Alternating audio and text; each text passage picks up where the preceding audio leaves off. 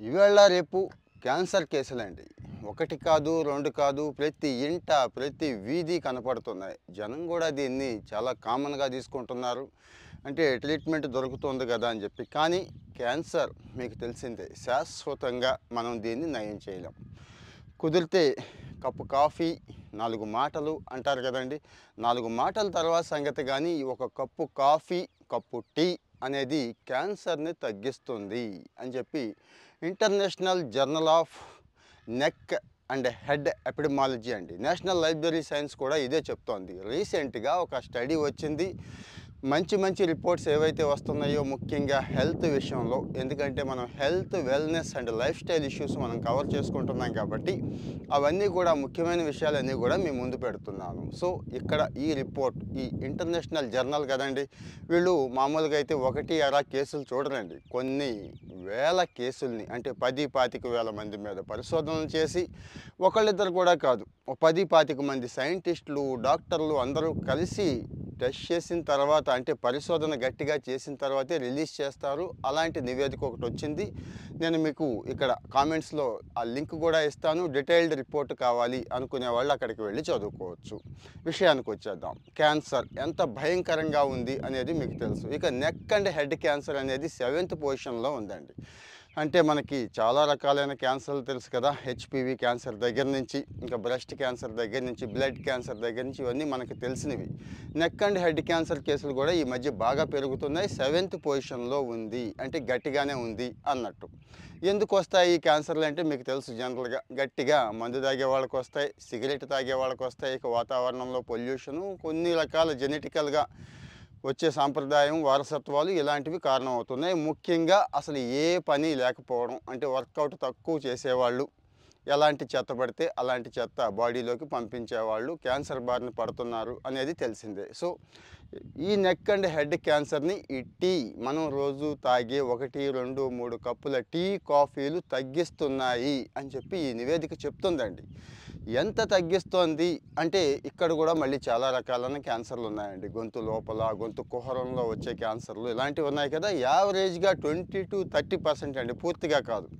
ఏదో tea తాగేశాను, coffee తాగేశాను కాబట్టి ఇక నాకు భయం లేదు, క్యాన్సర్ రాదు, వచ్చిన క్యాన్సర్ తగ్గిపోయిద్ది అనుకోవద్దు. కానీ టీ, కాఫీ మన లైఫ్ స్టైల్లో ఉంటే ఆ కెఫీన్ అనేది ఈ క్యాన్సర్ మీద ఫైట్ చేస్తుందని, క్యాన్సర్ వచ్చే అవకాశాలని బాగా బాగా తగ్గించేస్తుందని చెప్పి ఈ జర్నల్ చెప్తోంది.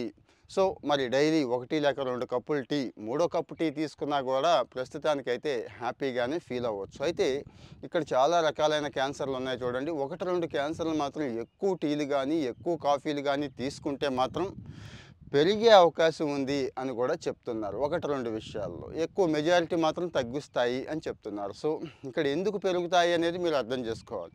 కొంతమంది తాగుతారు టీ, కాఫీలు. నేను ఈ మధ్యకాలంలో తమిళనాడు అటు వెళ్ళినప్పుడు వాడు చిన్న గ్లాస్, చిన్నదే కానీ 4 స్పూన్లు చక్కెర వేసాడండి. మరి ఆ పంచదార అనేది మీకు తెలుసు కదా, దీర్ఘకాలంలో 1, 2 కప్పులకి, 1, 2 రోజులకి ఏదో అయిపోదు. కానీ దీర్ఘకాలంలో ఆ మోతాదులో స్వీట్ తీసుకుంటూ ఉన్నా కూడా క్యాన్సర్ కారణమవుతుంది. సో మరి ఈ టీ చేసే లాభాన్ని అది పోగొట్టకుండా ఉండాలి అంటే, గంప లాభం చిల్లి తీసింది అంటారు చూడండి.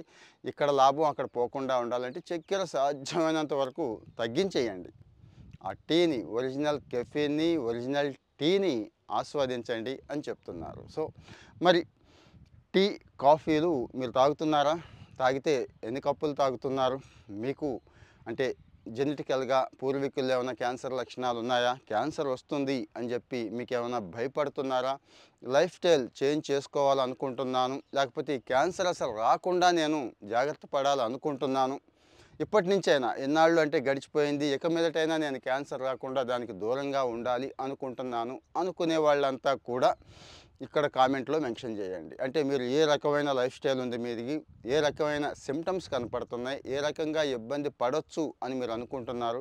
ఒకవేళ తల్లిదండ్రులకు కానీ, దగ్గర బంధువులకు, రక్త సంబంధికులకు వచ్చుంటే వాళ్ళు ఏ రకమైన క్యాన్సర్ వచ్చింది, ఎలా ఇబ్బంది పడ్డారు అనే విషయాలు మీరు ఇక్కడ డిస్కస్ చేస్తే, ఫీల్ ఫ్రీ కామెంట్లో డిస్కస్ చేస్తే మనం ఆ విషయాల మీద కూడా అంటే నెక్స్ట్ వీడియోలు చేసుకునేటప్పుడు ఈ క్యాన్సర్ మీద ఫైట్ చేయాల్సిందేనండి, పోరాడాల్సిందే అందరం కూడా. కేవలం మందు తాగేవాడికి సిగరెట్ తాగేవాడికి అనుకుంటున్నాం కానీ ఇంకా చాలా లైఫ్ స్టైల్లో చేంజెస్ చేసుకోవాలి. లేకపోతే ఈ క్యాన్సర్కి భవిష్యత్తులో సమాజం బలైపోయే అవకాశం ఉంది అంటున్నారు. కాబట్టి దీని మీద ఫైట్ చేద్దాం, సాధ్యమైనంత వరకు ఫైట్ చేద్దాం, ముఖ్యమైన విషయాలన్నీ డిస్కస్ చేద్దాం, రాకుండా తప్పించుకుందాం, టిప్స్ అన్నీ షేర్ చేసుకుందాం. మరి వాల్యుబుల్ ఇన్ఫర్మేషన్ కదా, మీ ఫ్రెండ్స్తో షేర్ చేసుకోండి. అలాగే బాగుంది అనుకుంటే ఒక లైకో కామెంటో ఇస్తే నెక్స్ట్ వీడియో మళ్ళీ మీకు వచ్చే అవకాశం ఉంది. అలాగే ఇంకో 10 మందికి మంచి వీడియో వెళ్ళే అవకాశం ఉంది. కాబట్టి మళ్ళీ మంచి వీడియోతో కలుద్దాం. Thank you. Have a nice day.